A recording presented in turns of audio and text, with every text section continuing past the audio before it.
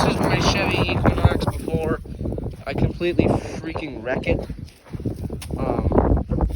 The back of it is pretty broken. And this tire is pretty loose. Oh, this handle got chewed by a dog. Yeah, no.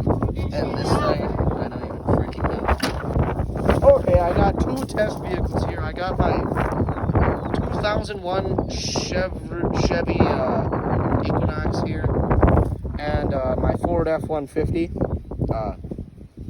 old model, you know. First, we're gonna do the Chevy. It's kind of in bad shape, but I mean, it's good. Keep it on there, boy. Go down there. Just push it down there and keep it on there. There you go.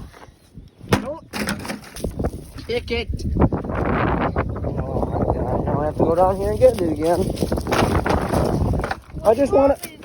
I wanted a light push so it could go down there and smash into the rocks. Oh, right.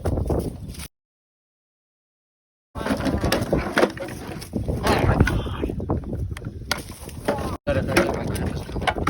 No, don't do that yet. Oh, there we go.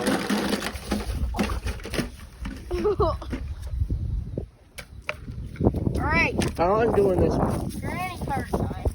This is the Ford F-150. Ford F-150 granny car. Dang it. I knew it'd do something like that. Say goodbye to the Chevy Equinox.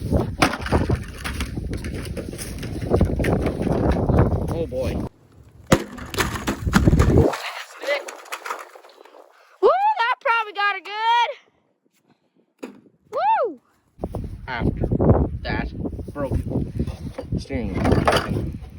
Tires no longer have things in the middle, whatever the frick they're called. I don't think they need. Well, that one is a little bit. This tire is completely destroyed. Yeah. So it's screwed and a lot of graffiti. But there you go.